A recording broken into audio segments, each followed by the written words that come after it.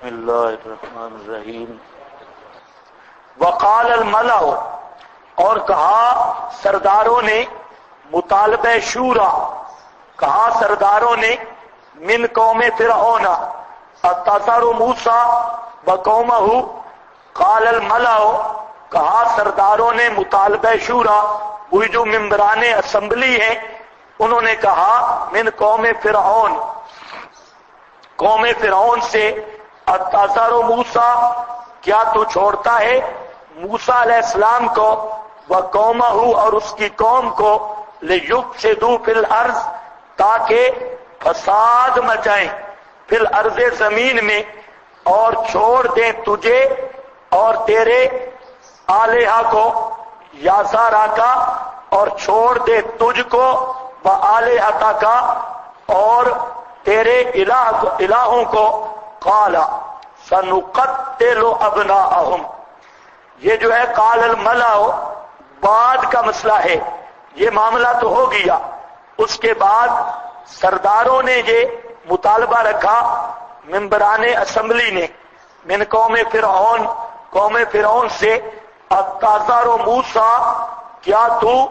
چھوڑتا ہے موسیٰ علیہ السلام اور اس کی قوم کو، مطلب ہے کہ ان کو آزاد نہ چھوڑ۔ یہ معاملہ معمولی نہیں ہے، اگر اس نے جماعت بنا لی تو آگے میں نے کل رات کو ذکر کیا تھا، دو خطرے ہوتے ہیں، ایک خطرہ ملکی اور دوسرا خطرہ مذہبی، دین کو خطرہ ہے۔ پہلے انہوں نے یہ کہا کہ ملک کو خطرہ ہے، یہ تمہیں نکال دینا چاہتے ہیں اور خود حکومت کرنا چاہتے ہیں، لِتُخْرِجُوا مِنْهَا أَهْلَهَا، اور پہلے بھی یخرجکم، وہ تمہیں نکالنا چاہتے ہیں۔ اب انہوں نے پینترا بدلا اور دوسری چیز رکھی مذہبی خطرہ، کہ اگر موسیٰ علیہ السلام کی یہ دعوت جاری رہی اور اس کی قوم آزاد رہی تو تیرا مذہب ختم ہو جائے گا، تیرے الہوں کی پوجا اور تیری پوجا یہ ختم ہو جائے گا، یہ تو کوئی بڑے وہابی ہیں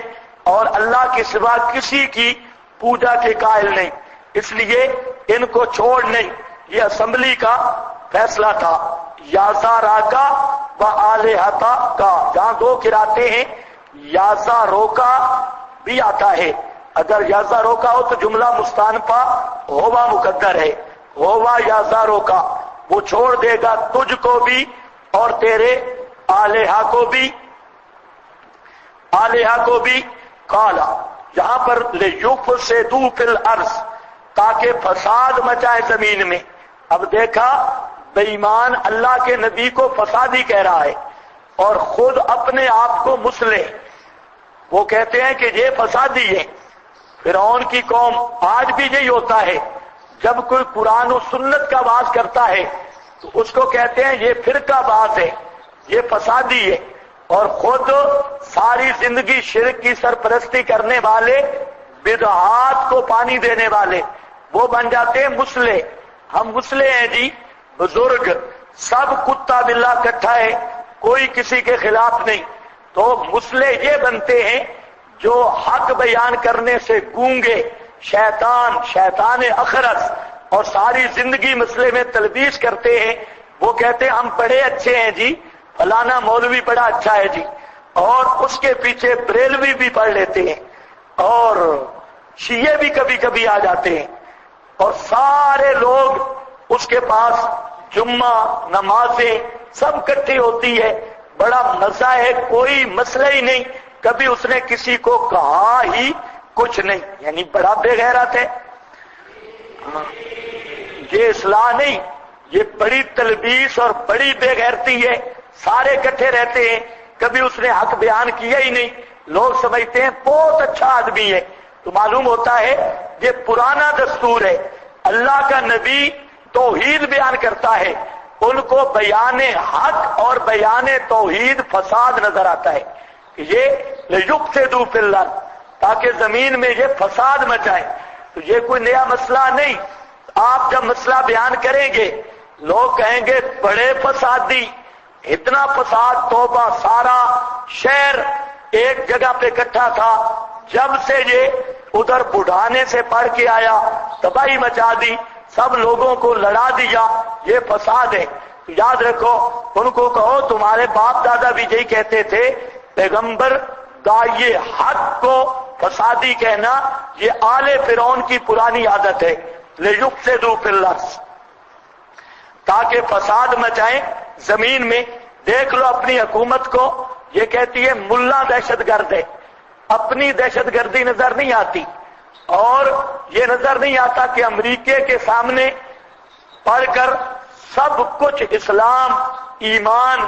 دولت، ملک سب کچھ گنوا دیا صرف امریکہ کے سامنے لمبا پڑنے سے اور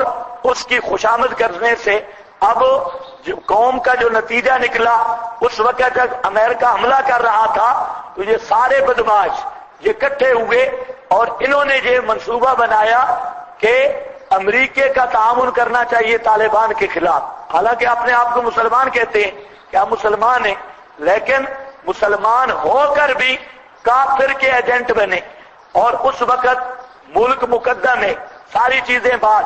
اور آج یہ ایسے عذاب میں پھنسے ہیں کہ آج ان کے پاس میں کوئی چیز بھی نہیں، اب یہ ملک ان کا ہے ہی نہیں، یہ امریکہ کے چند ٹکوں کے ملازم ہیں، اور سارا برطانیہ امریکہ کفار کا حکومت، اور یہ ان کے نوکر ہیں جیسے چپڑاسی ہوتا ہے، اور جو وہ چودھری بات کرتا ہے اس کے تحت ہیں۔ لیکن کہتے کیا ہیں؟ اگر کوئی قرآن و سنت کا بیان کرے کہتے ہیں یہ فسادی ہے، لِيُفْسِدُوا فِي الْأَرْضِ وَيَذَرَكَ، اور چھوڑ دے گا تجھ کو بھی، تیرے الہوں کو بھی۔ یہاں پر بات کی علماء نے کہ فرعون کا مذہب کیا تھا، یہ جو کہہ رہے ہیں تجھے بھی چھوڑ دے گا تیرے الہوں کو بھی، تو بعض حضرات کہتے ہیں کہ فرعون داری تھا، یہ داریہ تھا بے ایمان۔ تو پھر کیا مطلب ہے آلہتا کا، تیرے الہوں کو؟ تو خازن وغیرہ نے لکھا کہ فرعون نے اپنی مورتیاں بنا دی تھی، مورتیاں، اور یہ وہی مراد ہے آلہتا کا، اور کہتا تھا جب میرے سامنے ہو تو میری عبادت کرو، اور جب مجھ سے دور ہو تو ان مورتیوں کی عبادت کرو۔ تو آلہتا کا سے مراد وہی مورتیاں ہیں، بعض حضرات نے اسی کو لیا، لیکن زیادہ تر رجحان اس طرف ہے کہ فرعون مشرک تھا، اور یہ خود اس نے کئی الہ بنا رکھے تھے، خود ان کی پوجا کرتا اور ان میں قوم سے اپنی پوجا کرواتا۔ تو اب وہ الہ کیا تھے؟ مفسرین نے متعدد اقوال نقل کیے، بعض نے کہا کہ یہ گائے پرست تھا، گائے کی پوجا کرتا تھا، بعض حضرات نے کہا کہ یہ فرعون جو ہے یہ سورج وغیرہ اس کے دیوتا بناتا، خود اس کا پجاری تھا۔ بہرحال اس آیت کے ظاہر سے معلوم ہوتا ہے کہ وہ مشرک تھا، اور اس کے کوئی اپنے الہ بھی تھے، اور وہ الہ بھی متعدد تھے، اس لیے قرآن نے کہا آلہتا کا، اور قوم نے بھی کہا تجھے بھی چھوڑ دیں گے اور تیرے الہوں کو بھی چھوڑ دیں گے۔ اس آیت سے ظاہراً بظاہر سے ہی معلوم ہوتا ہے مشرک تھا بے ایمان، اور نیچے کیا لکھنا ہے؟ اپنی صورت بنا کر دیتا تھا تا آ کے پوجا کریں۔ قال سنقتل، جواب فرعونی، فرعون نے جواب دیا سنقتل ابناءہم، ہم قتل کریں گے ابناءہم، ان کے بیٹوں کو، ونستحجی، اور زندہ چھوڑیں گے نساءہم، ان کی عورتوں کو، وَإِنَّا فَوْقَهُمْ قَاهِرُونَ، اور بے شک ہم اوپر ان کے، قاہرون غالب ہیں ہر لحاظ سے۔ یا جتنے لاؤڈ سپیکر جوڑنے والے ہیں وہ صرف انگلی لگاتے ہیں۔ سَنُقَتِّلُ أَبْنَاءَهُمْ، یہ سین تاکید کا ہے، اور جواب فرعونی اول ضرور قتل کریں گے ہم ابناءہم، ان کے بیٹوں کو، ونستحجی، اور زندہ چھوڑیں گے نساءہم، ان کی عورتوں کو۔ یہ میں پہلے بتا چکا ہوں نساءہم، حالانکہ یہاں لفظ بنات کا آنا چاہیے تھا، ابنا کے مقابل بنات ہے، لیکن جہاں نساء کہہ کر اشارہ کیا کہ یہ بڑی ہو کر جب عورتیں بنیں گی، اب تو بچیاں ہیں، ان کی بچیوں کو قتل کریں گے، لیکن یہی بچیاں بعد میں نساء بن جائیں گی، اور وہاں پر نستحجی زندہ رکھیں گے والا معنی بھی ہے، اور دوسرا معنی ہے بے حیا بنائیں گے نساءہم، ان کی عورتوں کو۔ اور ایک معنی اور بھی ماوردی وغیرہ نے کیا ہے کہ یہاں نستحجی تفتیش کے معنی میں ہے، تفتیش فرج کے معنی میں، کہ ہم ان کی عورتوں کی فرجوں کی چیکنگ کریں گے کہ کون حاملہ ہے یا نہیں ہے، تو تفتیش فرج اس سے یہ کنایا ہے، ماوردی نے یہ بات کی۔ تو تین معنی ہو گئے نستحجی کا، ایک معنی اچھا نستحجی کا ایک معنی زندہ رکھیں گے، نستحجی کا دوسرا معنی بے حیا بنائیں گے، اور نستحجی کا تیسرا معنی تفتیش کریں گے ان کے فروج کی کہ کون حاملہ ہے یا کون نہیں۔ بہرحال یہ تیسرا معنی تو ایسے گاپی لگتا ہے، نستحجی نساءہم، فروج کی تفتیش کیا ہوتی ہے؟ رحم کی ہوتی ہے۔ وَإِنَّا فَوْقَهُمْ قَاهِرُونَ، اور ہم ہیں اوپر ان کے قاہرون، غالب ہر لحاظ سے۔ قال موسیٰ لقومہ، تسلی برائے قوم، کہا موسیٰ علیہ السلام نے اپنی قوم کو، استعینوا باللہ واصبروا، استعینوا باللہ، مدد مانگو اللہ سے، واصبروا، اور صبر کرو۔ یہ تلقین موسوی ہے۔ اب یہ جو دوسری دفعہ پروگرام بنایا سنقتل ابناءہم ونستحیی نساءہم، اس کا کیا مطلب ہے؟ پہلے تو فرعون نے یہ منصوبہ بنایا تھا کہ حضرت موسیٰ کی جو پیشین گوئی اس کو ملی تھی کہ ایک شخص بنی اسرائیل کا تیری بادشاہی کے زوال کا سبب بنے گا، پہلے تو اس لیے وہ قتل کراتا تھا، اب کیوں قتل کرائے گا؟ ایک بات، اور دوسری بات جہاں پر یہ عام ہے کہ قتل حضرت موسیٰ کے بارے میں کیوں نہیں کہتا کہ حضرت موسیٰ کو میں قتل کروں گا،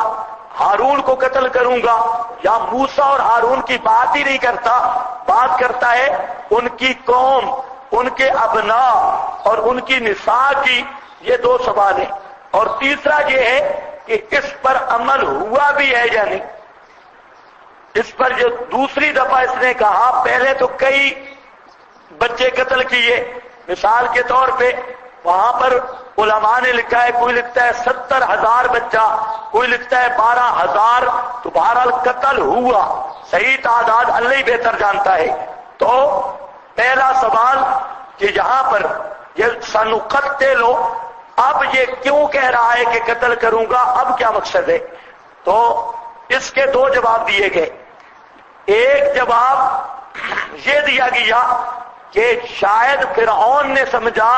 کہ وہ مولود جس کی انتظار یا جس کی خطرے کی وجہ سے بچے قتل کرتے تھے وہ کوئی اور ہے، وہ موسیٰ علیہ السلام نہیں، کیونکہ وہ ان پیشین گوئیوں میں تو ہے کہ وہ فرعون کا تختہ الٹ دے گا، اور کہتا میرا تختہ تو نہیں الٹا، تو معلوم ہوتا ہے کہ وہ مولود کوئی دوسرا ہے، مولود منتظر، جس کا انتظار کیا جا رہا ہے اور جس کے بارے میں پیشین گوئی ہے۔ یہ بھی بات نے قول کیا، لیکن دل کو بالکل یہ بات نہیں لگتی، ایسے قول ہے کیلا۔ اور صحیح بات یہ ہے کہ اس کے دو مقصد تھے، ایک مقصد تو یہ تھا کہ موسیٰ علیہ السلام کی جمعیت کو توڑنا، ان کے جب بیٹے قتل کروں گا تو انسان کی جماعت، افرادی قوت وہ مردوں کے ساتھ ہوتی ہے، ان کے مردوں کو قتل کر دیں گے، عورتوں کو اپنے پاس رکھیں گے، بے حیائی کرائیں گے، سارا کچھ کام کرائیں گے اور بھی سب کچھ کریں گے، تو اب ان کی جمعیت ختم ہو جائے گی، اور جب جمعیت نہیں رہے گی تو اکیلا موسیٰ اور ہارون کیا کر سکیں گے؟ تو ان کی کوئی جماعت ہوگی تو ہمارا مقابلہ کریں گے، جب بیٹے قتل ہو جائیں گے اور عورتیں رہیں گی، دو مقصد ہیں، نمبر ایک اس کی جمعیت ٹوٹ جائے گی، اور نمبر دو یہ ہے کہ ہاں بھئی ان کی تذلیل کریں گے۔ عورتیں ہمارے پاس ہوں گی، تجھے ایک مستقل ذلت ہوگی۔ اور اب یہ سارے صاحبزادے تھے بنی اسرائیل، انبیاء کی اولاد، اب ان کی عورتیں فرعونیوں کے پاس وہ جس طرح مرضی آئے اس طرح بے حیائی کریں، تو یہ ایک مستقل عذاب تھا اور مستقل پروگرام تھا تذلیل کا۔ نستحیی نساءہم، یہ وَإِنَّا، اور سوال کہ حضرت موسیٰ کے قتل کرنے کا کیوں نہیں سوچا؟ اس کا وہ سورہ حامی مومن میں آئے گا، وہاں پر وہ کہتا ہے کہ مجھے ذرا چھوڑو، اقتل موسیٰ، میں موسیٰ علیہ السلام کو قتل کروں، چھوڑو مجھے۔ اصل میں یہ بے ایمان ڈرتا تھا، حضرت موسیٰ علیہ السلام کے بارے میں اسے خوف تھا اور اس کا دل بھی مان چکا تھا، وَاسْتَيْقَنَتْهَا أَنفُسُهُمْ، ان کے دل اندر سے یہ بوجھ چکے تھے کہ موسیٰ علیہ السلام سچا پیغمبر ہے اور اگر ان کے ساتھ چھیڑا تو ہماری خیر نہیں، اس لیے وہ حضرت ہارون اور حضرت موسیٰ کے قتل کی بات نہیں کرتا۔ ہاں بھئی یہ سمجھ گئے؟ اور چپ شاہ، ہاں سَنُقَتِّلُ أَبْنَاءَهُمْ۔ اور تیسرا سوال کہ اس پہ عمل ہوا یا نہیں، مفسرین کی دو رائے ہیں، بعض نے کہا اس پر بھی اس نے عمل کیا، لیکن محققین اس طرف ہیں کہ فرعون ایسے مسائل میں مبتلا ہو گیا کہ دوسری دفعہ اپنے قتل والی دھمکی پہ وہ عمل نہیں کر سکا۔ اللہ نے ایسے مسائب اس پر دیے، آگے آ رہا ہے کہ اس کو اپنی پڑ گئی اور وہ قتل نہیں کر سکا۔ نستحیی نساءہم وَإِنَّا فَوْقَهُمْ قَاهِرُونَ، اور بے شک ہم اوپر ان کے قاہرون، ہر لحاظ سے غالب ہیں۔